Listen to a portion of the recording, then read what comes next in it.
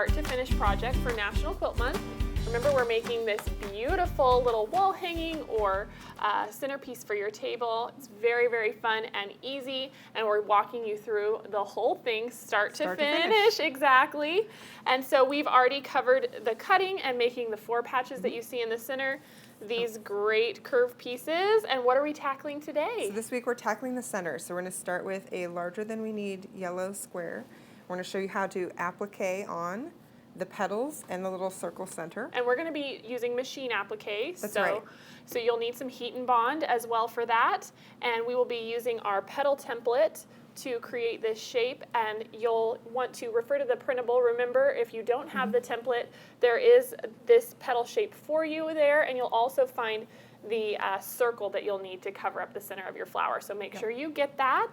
Absolutely. Okay. All right, so let's dive right in. All right. So which petal should we start with? I think we're gonna make a purple one, right? Make a purple one. Okay. Yeah.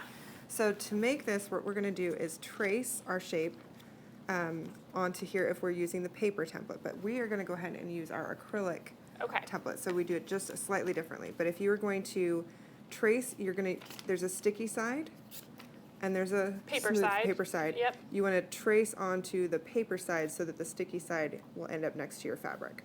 And I also just thought of something. Since we're working with batiks, there really isn't a right or a wrong side of the fabric, but typically on traditional print fabric, you're going to want to make sure that that sticky side is going to the wrong side. That is a good call. Exactly, because you're going to be really sad if you iron it to the pretty side of your fabric. So let's just make sure we've got it going to the wrong side of our fabric, and we can go from there. Right. So, and we've traced the circle onto the paper side, and we've pressed it onto, and again, solids also don't really have a right side or wrong side, but we've pressed that down. So we're going to do the same here. We don't actually need to trace first since we're using we're going to use the acrylic template. So we're just going to center this up so we don't get any glue on our awesome cutting mat. And it's just a couple of seconds. At high heat, right? At high heat. Yep. There we go. And that's it. Very good. Right. So now it's a little warm, and that's why it's curling up a little bit. But that's okay. Cool. So then we'll use our template, and you can just kind of line it up and cut it out. All right. I'll let you go for it. All right. So I'm gonna cut one side, and I'm actually gonna pause. If you have a rotating cutting mat, this is a good time to pull that out. But I'm gonna keep my fingers back, and I'm gonna pause up here, so that I'm never cutting towards myself. That is a good rule to follow. One of the few rules that are worth following in the sewing room, right? Right. Safety matters. And so I'm just going to make sure I cut that smooth. Very and then I'm going to flip this around. And I'm going to line that petal right back up with the cut line.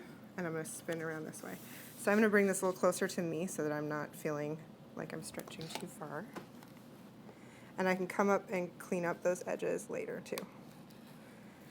So I'm just going to trace along the outside edge. And then I can turn this. You don't have to turn it just twice, like there's no rules. You're not exactly. However, you're comfortable getting the shape that you need. Right. I like to be extra cautious around curves because I have seen what happens when you're not. Exactly. But a little bit of extra caution, and then we're just going to cut this little end off.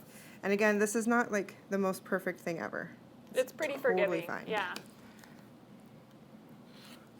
And if you are nervous about using the rotary cutter, it's a great opportunity to trace and use scissors. Absolutely, which we'll do on this one. Exactly.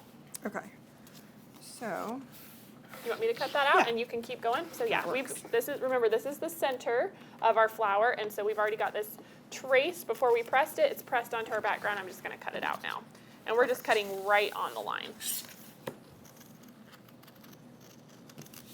now we have 1, 2, 3, 4 purple petals, and 1, 2, 3, 4 pink petals. All right. And the other thing I wanted to say too is we've done 2 colors on this flower. You could do all 8 petals as 8 different colors. So don't feel like you are constrained. You can make this however you want it to look. Okay, so we've got that ready as well. Sweet. So now we have our oversized square. And by oversized, what does this end up right now? So right now this starts off as 13-inch square. When we get to our center, it's going to be 11 and a half. we want it to be nice and big so that if our petals are a little off and wonky, our whole flower doesn't end up wonky to one side. So we give ourselves plenty of room to trim that down and center it up. Square it up at the end. That's a great, great tip. Okay, so the other tip is that while we have folded and then pressed these lines, that'll help us center up the pink.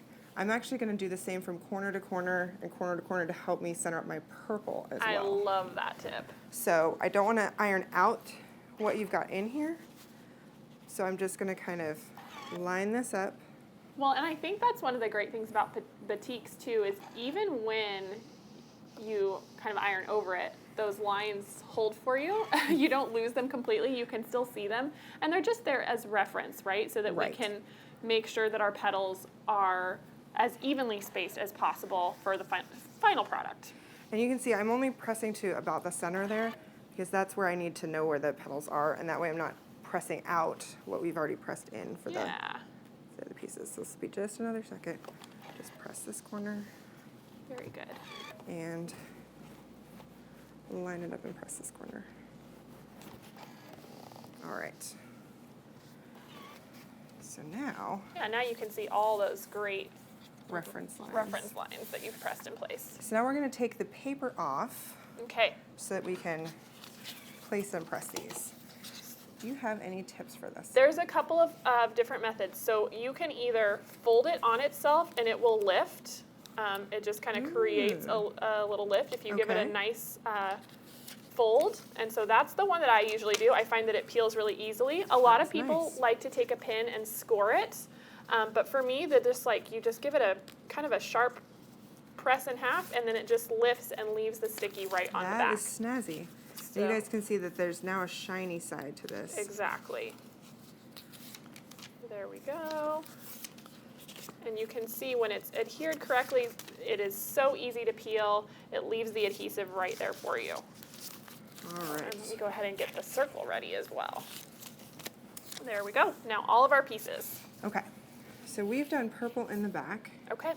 And so we're going to kind of line these up. And we want to, before we press anything down, line these up because we may end up deciding we want to pull these away from the center to get more of a petal shape. Okay. So that's why we're going to start just kind of lined up here. And they'll overlap a little bit. I was going to ask that if you overlapped them, but you do. That looks great. And then we can do the same with the pink.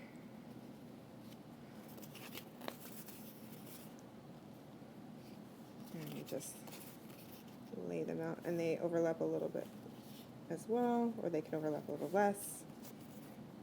And then we just need to make sure that this will cover all the places that meet, which that does a nice job. That looks really great. So then usually I would do all of this on my pressing mat. So now you don't have to have that moving. Exactly. Shift. So now what we will do here is I'm going to pull this over, and we can gently slide this on, and we will probably need to adjust it just a little bit. So I'm going to take this heat and bond so I don't snag the glue. Yes. Oh, close, but I'm just going to line it up again. And remember, we have extra room so that we can trim this up and make sure it's centered and square, and we're happy with it at the end. So I might actually pull these pink in a little bit. That looks great. And then, like you said, make sure the black center circle is covering everything. I'm going to pull that little thread out. That looks really nice. Yeah. All right, so now we'll just press it down. And you can start in the center. Yeah, and you just, when you're dealing with heat and bond, fusible applique like we are here, you really want to make sure you're pressing and lifting. You don't want to slide your iron around because you run the risk of accidentally flipping one of those pieces and having it stick to the bottom of your iron. Right. I've learned that from experience the hard way. That's right. And they can shift on you if you're shifting. So you're not fast and furious shifting through gears here. So we just want to make sure it's all nice and kind of fused. Feel the edges are all nicely fused down. So now we're just going to stitch them down. Okay, and so let's pull this over so they can see kind of what we did here in the finished project. You can see we matched thread colors. So we used pink when we top stitched the pink petals, purple when we top stitched the purple, and black on the center. So we've got our coordinating Missouri Star threads that worked great with this project that are here and ready to go. And we're just going to show you on the black center circle for now. So let's go ahead, and I recommend when you are getting ready to do this, go ahead and run some tests on your machine to make sure your settings are where you want them. We're using just a blanket stitch, and so we want to make sure that we have this all lined up. And so for me, I'm going to look at this one more time. When my machine does a blanket stitch, the little bites that it takes in actually go to the right, and the center point needs to be my edge. So I'm going to line up the outside of my center circle. You can see right here, there's this little red center mark. I'm going to make sure the outside of the circle is right on that line. And as I stitch around, the little bites are going to go into the circle, and that's what we want. And so we're going to do that same thing when we switch to the petals, but that's just a good thing to watch out for depending on your machine. Make sure you know how the machine's going to stitch. And you can test on a scrap. So we have this scrap here. If you wanted to see that it has the same thickness as the other pieces, you can actually kind of pull this off, fuse it to something else. Fuse it to something and give it a shot on here to make sure you know what your stitches are exactly. That's a great tip, because I know some people are worried about that extra bulk. So let's just go ahead and take our time, and we're just going to follow this circle. And you can see I'm just gently guiding this under the machine. And we have a whole class on this as well. Our awesome Courtney Hughes has a class on both hand applique and machine applique. So we have lots of tips from her on 3 different kinds of stitches you can use. We're using the blanket stitch. You could use a zigzag, you can use a top stitch, you can use just about anything you want. And if you want to learn a lot more about how to dive deeper into machine applique, you can check out that class. She is such a great teacher. Yeah. Court has all kinds of great tips.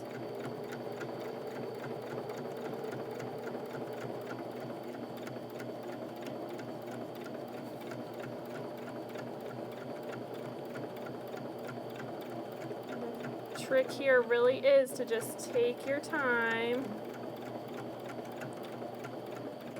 You can see my thread is kind of in the way there. I'm going to pull that out of the way. And I've got my needle down, so it's okay to move. And the other thing too is, I know Jenny often uses invisible thread. Yes. And you can absolutely do that, and then you're not changing your thread color. Yeah, that's a great tip. Sometimes invisible thread, so it comes in 2 colors. There's the regular invisible, and then there's the smoky invisible. And the smoky invisible is more intended for darker colors. And so sometimes invisible thread actually looks really shiny and noticeable on dark colors. So we went ahead and matched our colors on this today. Exactly. There we go. And we can just trim these threads. Whoops. My bobbin's still attached under there. But that turned out pretty nice. I got off a little bit there, but I'm not going to die over that. No, and you're never going to notice once we quilt it. Exactly. So then, like we said, you could use that invisible thread if you went that route, and you could continue with your petals. But we will go ahead and swap out our colors and complete this. But let's go ahead and trim this down to the final size so we can walk them through the rest of this. So once you have... So you want to wait until you've done all of your applique. I want to stress that again, because this size is nice and easy to move under the machine. Once you have it bigger, it's just harder with the bulk to move it under the machine. Exactly. So make sure you do all your applique first, and then we're going to go ahead and center it up and trim it. Perfect. So we've got our ruler down here. I'm going to let you center that. Let's do it. So let's see. I like to just start and get an idea of how wide my design is. And so I can see here, I've got about 10 1/4 that's going this direction with my petals.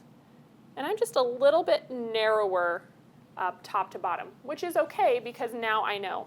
So I'm going to start by centering this up on my mat, just because I'm very linear and I like to have things as straight as possible before I make cuts. So let's go ahead. Oh, go ahead. Yeah, and we're going to trim this to 11 1/2 to fit our center. That's exactly right. And so now I can see, this is, because we use that reference guide, I have a pretty straight center line here. And so I'm actually going to move that over so that I'm on a straight inch mark on my mat, just because that's how it works for my brain.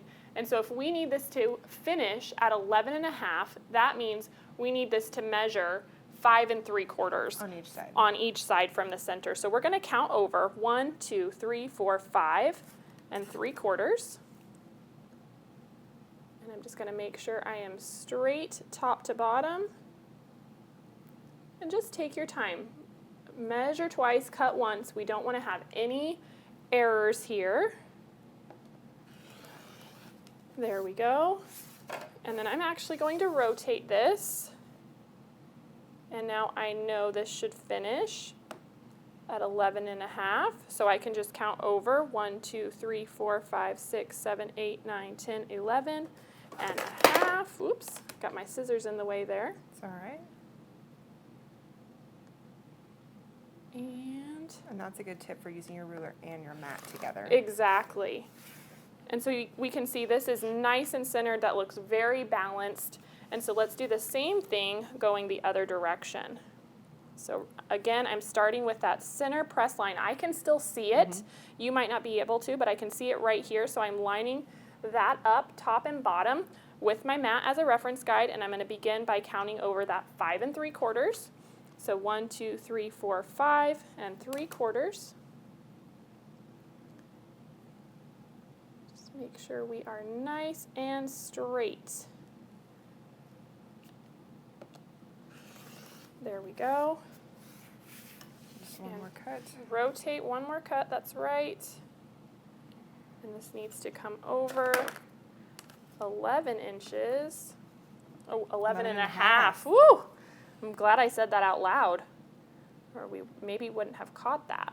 Okay, so 11.5 inches. Again, making sure we're nice and straight.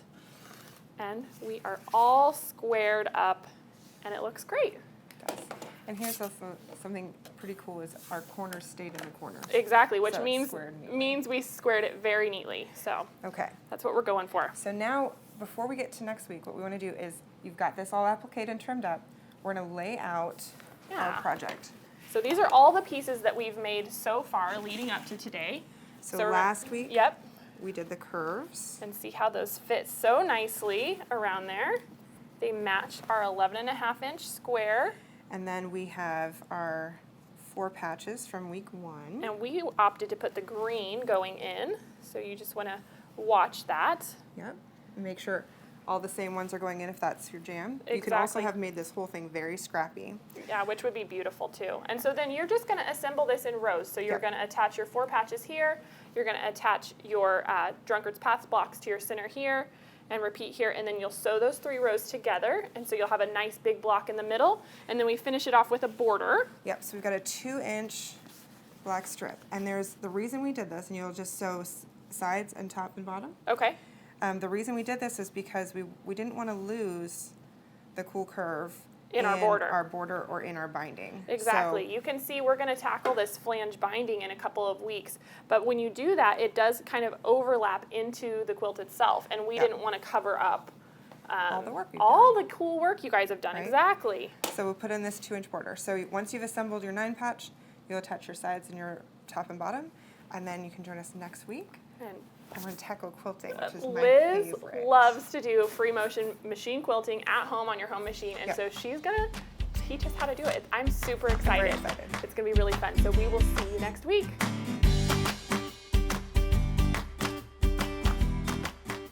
We hope you enjoyed watching this video. If you are not already part of the Missouri Star Quilt family, you can hit the subscribe button below so you won't miss a thing.